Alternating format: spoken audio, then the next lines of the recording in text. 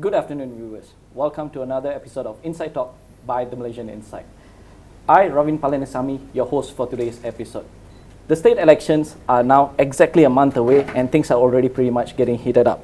Just as I say that, the man in the hot seat today is none other than the young, charismatic and charming Syed Saddiq Syed Abdul Rahman, the MUA MP and also the president of Muda. Okay, thanks for being on our show, YB. It's a pleasure. Thank you very much. Yeah. So the topic for the day is, will Muda be able to convince the voters? Established in 2020 and officially registered in 2021 as a political party, Muda is relatively new to the political scene. However, they have contested in two elections. One, the Johor state elections, and the other is the 15 general elections, both in an electoral pact with Pakatan Harapan. However, now they have decided to part away and to go solo for these upcoming 6 state elections.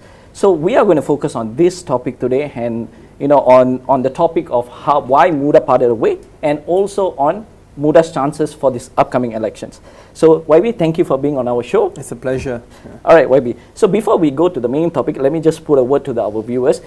Viewers, if you have any questions that you wish to ask to our YB, please do comment, and if time permits, we will take the questions and we will ask. All right.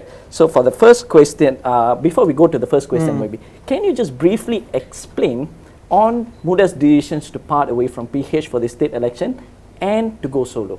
Yeah, I think it is important to note that Muda has always focused in building a truly diverse, multiracial, meritocratic, policy-centered Malaysia in which all Malaysians are proud to call this blessed land our home.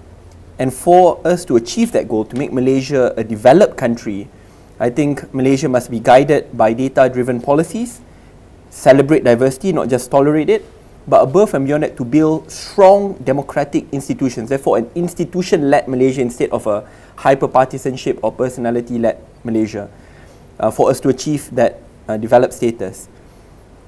What does this link to Muda and Pakatan Harapan? I think for the past, we've been working Pakatan Harapan since 2020, to be very frank. And I believe we've taken back seat in many situations, acknowledging that it is important to win as a team. If you witnessed during the Johor state elections, we got 5 out of the 6 seats are Felda-centered seats, rural in nature. Even during GE, we contested only 6, and these are, again, highly rural, super Malay majority seats. While Muda champions this new Malaysia, we are given the toughest and almost implausible of seats. But we thought it is okay, we'll win as a team as long as we get the policy concessions, because that's a priority. We want to ensure that we can build on diverse Malaysia and focus on good policies to make the lives of Malaysians better. Post-election, I think there have been many attempts in which Muda leadership, in terms of reaching out to PH leadership, wanting to work together. However, it's been rejected, which I respect the decision of the PH leadership. That is their choice. That has led Muda to also build our own strength, but more importantly to ensure that we can focus 10 years down the road. State election is just the beginning. We know that the road ahead will be tough. We are the underdog of the underdogs, entering 6 highly tough state elections. However, we believe that this is our investment in Malaysia's future, to future-proof Malaysia, to train our leaders so that they can become better leaders for Malaysians during the next electoral cycle. The state election will be the best ground for us to also send a clear and decisive wake-up call to those who walk the corridors of power, to not forget the people when they are in power, whether it's on institutional reforms, whether it's on fighting corruption, whether it's on building on a need-based multiracial system. These are all issues which they have campaigned, promised for the past 20, 30 years.